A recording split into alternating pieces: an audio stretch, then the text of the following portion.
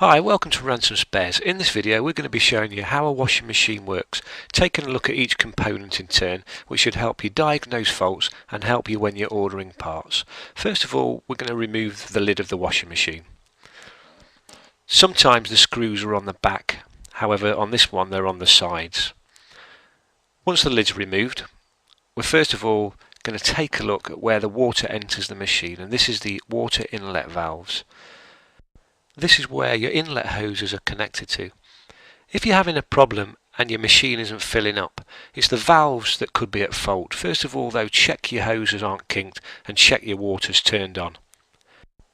Water will then enter your dispenser drawer via the dispenser housing, where your fabric softener and detergent is. We get a lot of customers complaining to us that their fabric softener or detergent isn't being taken into the machine.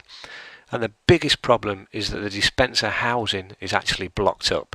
If we take out the dispenser drawer, and then we can take a look at the dispenser housing itself from inside, and as you'll see by this one, there's a lot of black mould and gunge that is blocking the holes so water can't drain into the dispenser drawer and take away that detergent and fabric softener.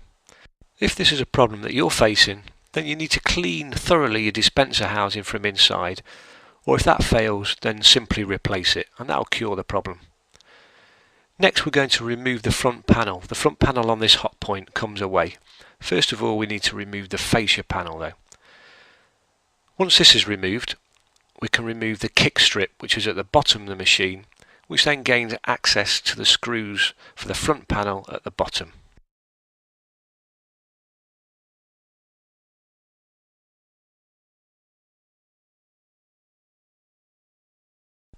Next we need to remove the front part of the door seal.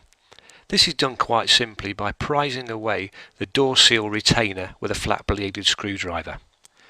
As you can see, this comes away nice and easily. Make sure you save the wire retainer for when we refit the door seal at the end. The door seal then simply peels back, ready for the front panel to be removed. But first of all, we need to remove the door interlock. This is held in place by a couple of screws on the front panel. The door interlock is a safety mechanism that ensures the machine will only work when the door is closed. Now if you've got a faulty door interlock, the symptoms will be that your machine will appear dead. Once the door interlock's removed and the door seal front is removed, we can then remove the screws that are holding on the top of the door panel.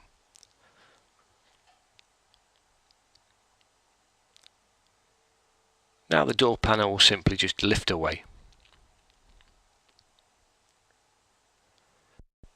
Getting back to water entering the machine, water enters the machine via the dispenser to tub hose. It will only reach a certain level which is determined by the washing machine's pressure system. The pressure system is made up of a pressure chamber, a pressure hose and a pressure switch.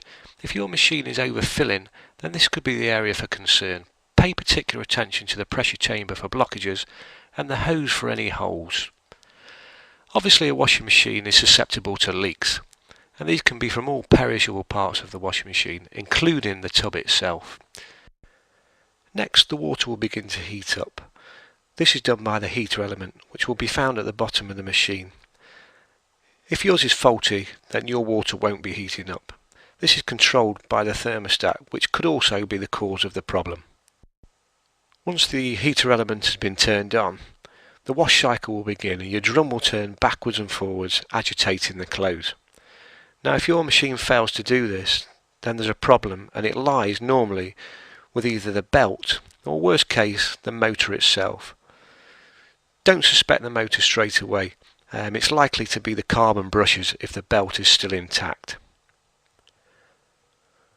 Once the machine has finished the cycle, it will then pump the water out. This again will be found at the bottom of the machine. So if your machine isn't emptying, then this is the likely cause. Always check for blockages first though. The final part I want to mention is the control module or timer, the brains behind the machine. When something goes wrong, people often assume this is where the fault will lie. However, more often than not, the fault actually lies with one of the components we've already mentioned.